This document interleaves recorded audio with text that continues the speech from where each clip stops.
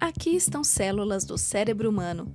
Com elas, a equipe de Marcel quer descobrir quais substâncias podem prejudicar o cérebro. As células formam uma rede, uma espécie de cérebro em miniatura, comparável com o de um embrião. Ao adicionar um pesticida, os cientistas conseguem ver exatamente como a rede de células nervosas se rompe. É o que mostra esta imagem acelerada. Num teste com animais, isso não seria possível. São neurônios humanos. Nosso interesse não é saber se o pesticida faz efeito em ratos. Nós queremos saber o que acontece com pessoas, e para nós isso só é possível usando células humanas. O objetivo dos cientistas de Constança é não precisar mais usar animais para testes. O professor Thomas Hartung dá aulas em Constança e em Baltimore, na renomada Universidade Johns Hopkins. Ele fez doutorado lá em 1991. Foi quando começou a procurar métodos alternativos para os testes com animais. Foi difícil fazer testes com camundongos e ratos no período da universidade. Mesmo assim eu fiz, e fiz porque esperava que assim novos medicamentos fossem desenvolvidos aqui na Universidade de Constança. Mas eu vi cada vez mais as dificuldades. Vi que testes em animais não são tão eficientes assim como eu acreditava. E nesses 25 anos percebi que cada vez mais apareciam tecnologias tão eficientes quanto os testes com animais.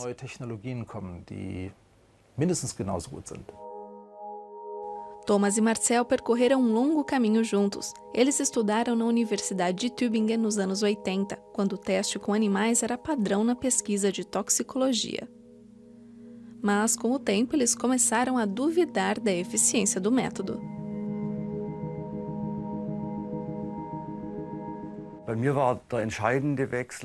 Para mim, o ponto decisivo foi quando trabalhei na indústria, quando desenvolvia medicamentos e quase sempre vi que aquilo que vimos nos testes em ratos não funcionava da mesma forma nos testes clínicos.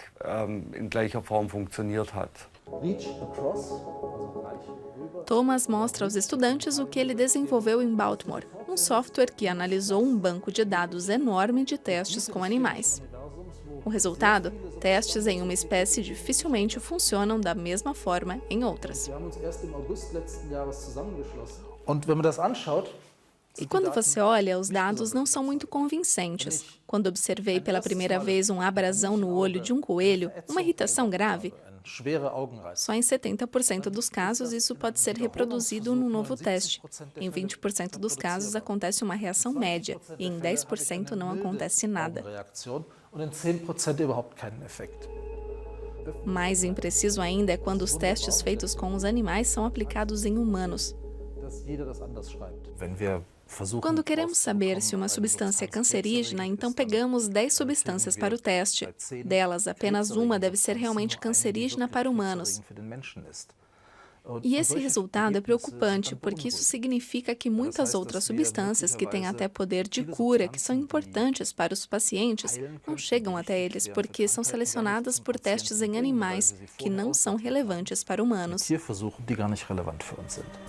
A solução: células humanas em tubos de ensaio, ou seja, in vitro. Essas células formam órgãos em miniatura, como o cérebro do início do vídeo. Esse método pode ser usado quando os questionamentos dos cientistas são muito concretos, como, por exemplo, que substâncias prejudicam quais células cerebrais? Deve demorar até que os testes em animais sejam completamente substituídos. No mundo, estima-se que sejam usados 400 mil coelhos por ano, mesmo que Thomas tenha desenvolvido um método alternativo.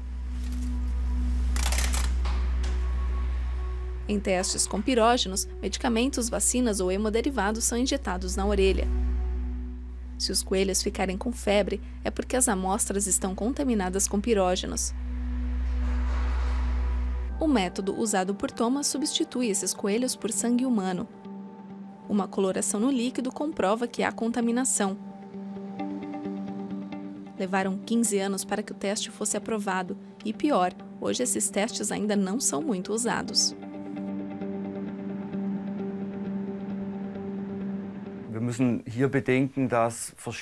Nós precisamos considerar que diferentes regiões políticas e geográficas reagem de maneira diversa.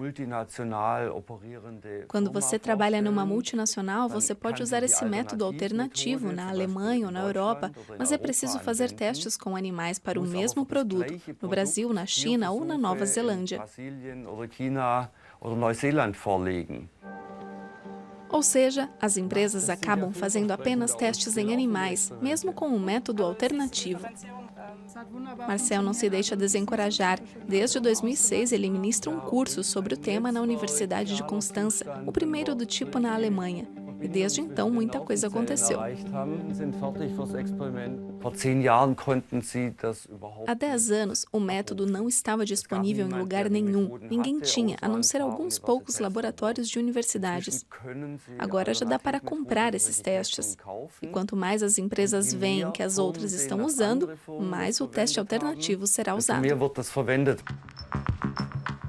Hoje, na pesquisa industrial, há casos em que os testes em animais já foram substituídos, graças aos pesquisadores de Constança.